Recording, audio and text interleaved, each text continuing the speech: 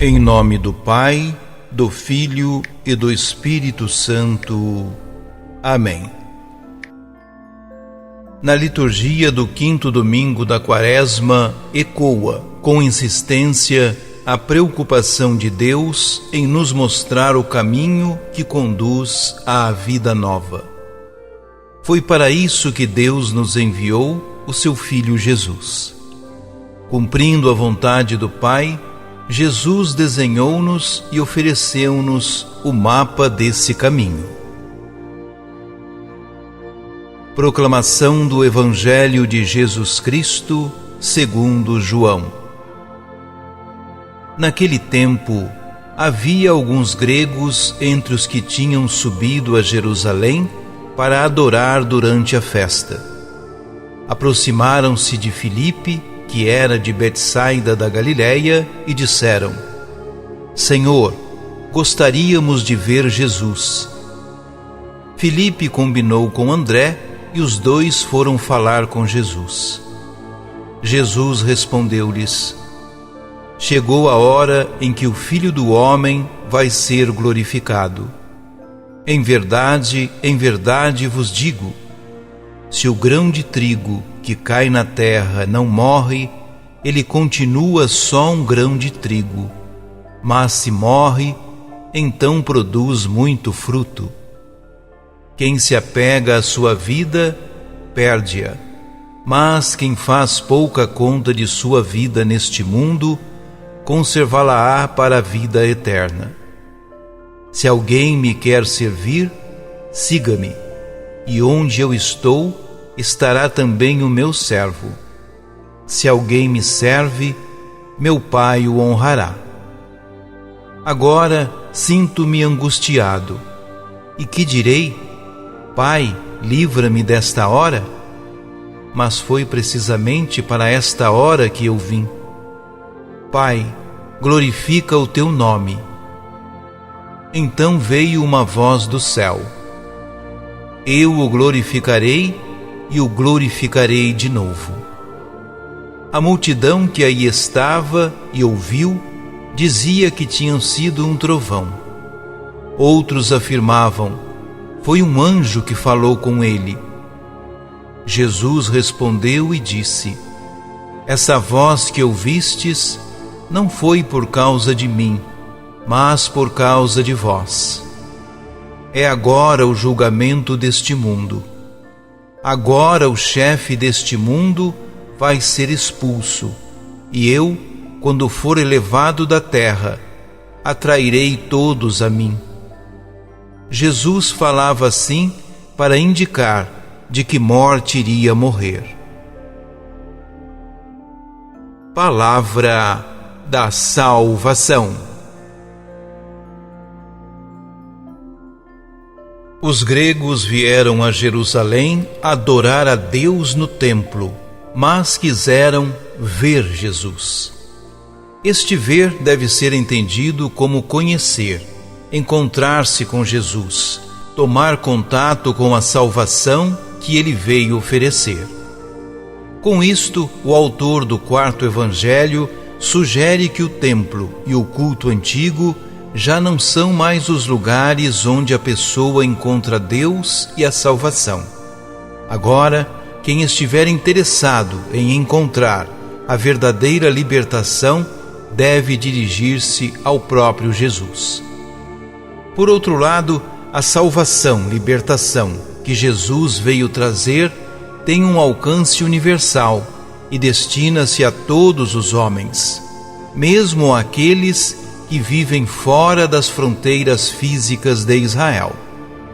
Estes não se dirigem diretamente a Jesus, mas a um discípulo chamado Filipe, que por sua vez expõe o pedido a outro discípulo, André. Ambos eram naturais de Betsaida.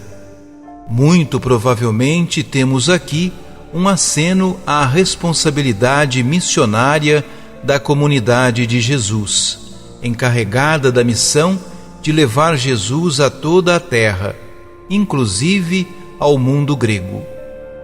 Os mesmos dois discípulos são, aliás, referidos no relato joânico da multiplicação dos pães. São eles que levarão o pão da vida aos não-judeus. O fato de Filipe falar primeiro com André e só depois os dois irem contar o que se passa a Jesus pretende talvez refletir a dificuldade com que as primeiras comunidades cristãs deram o passo para a evangelização dos pagãos. João sugere com este pormenor que a decisão de integrar os pagãos na comunidade de Jesus não é uma decisão individual, mas uma decisão que a comunidade tomou depois de haver consultado o Senhor. Entretanto, Filipe e André levam a Jesus a pretensão dos gregos. Esperava-se que Jesus mandasse chamar esses gregos que o queriam conhecer ou que pelo menos lhes marcasse um encontro. No entanto, não é isso que acontece. Jesus responde ao pedido dos gregos, anunciando que chegou a sua hora, a hora da cruz, a hora da sua glorificação. Como é que esta declaração de Jesus responde à pretensão desses gregos que o querem ver? A morte de Jesus na cruz constitui uma excelente chave de leitura para entender a sua vida e o seu projeto. Desde o momento da sua encarnação, Jesus pôs a sua vida ao serviço do plano salvador do Pai. Recusou qualquer projeto pessoal de triunfo e de glória humana para abraçar o plano de Deus para o mundo e para os homens. Andou por todo o lado, desde a Galiléia até Jerusalém, a propor o reino de Deus. Sem resguardar, enfrentou o sistema opressor que mantinham os homens escravos. Denunciou, em nome de Deus, as leis e os comportamentos que eram geradores de sofrimento e morte.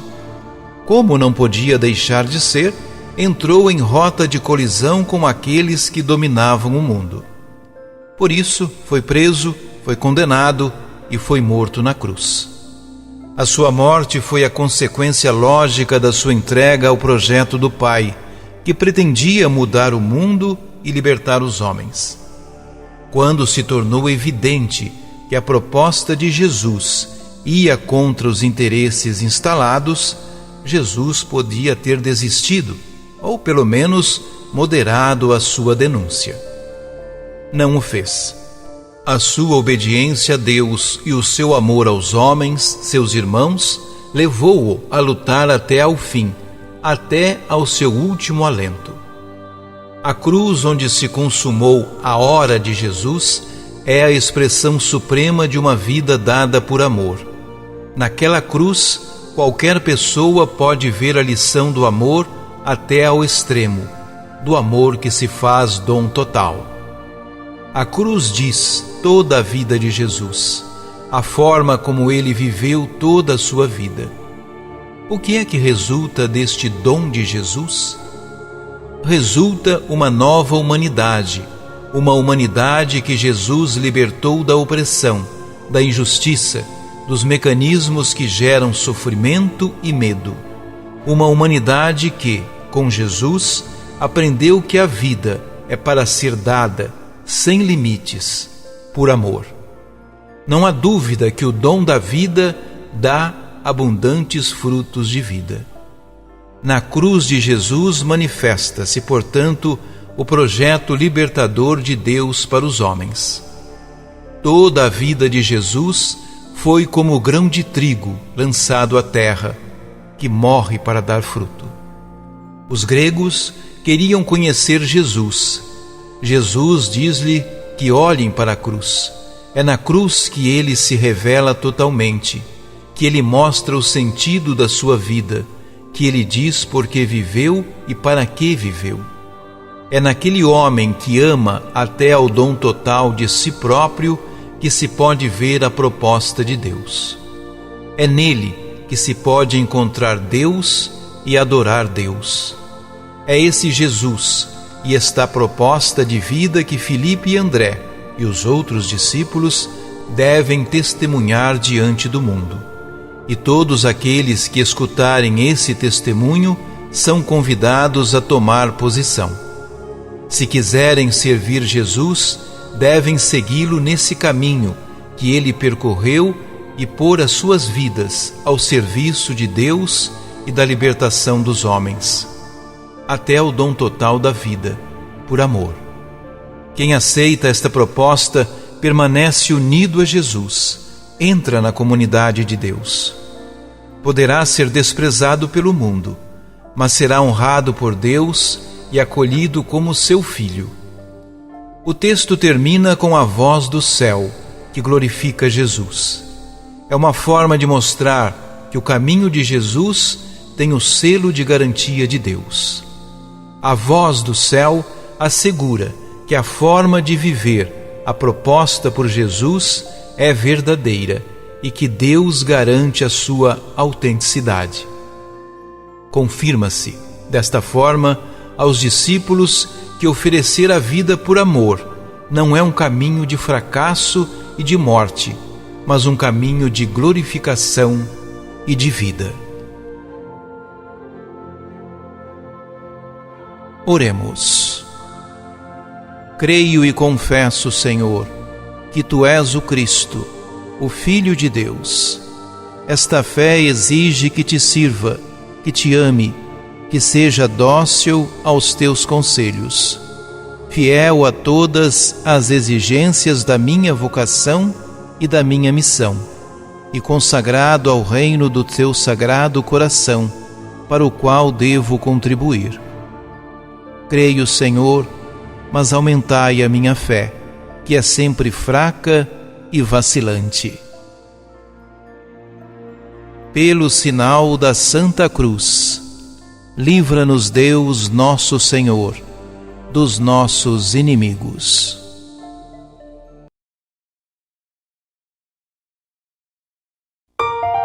Ajude-nos a evangelizar. Se inscrevam em nosso canal, ativem o sininho, dê o joinha em nossos vídeos e compartilhem a palavra de Deus.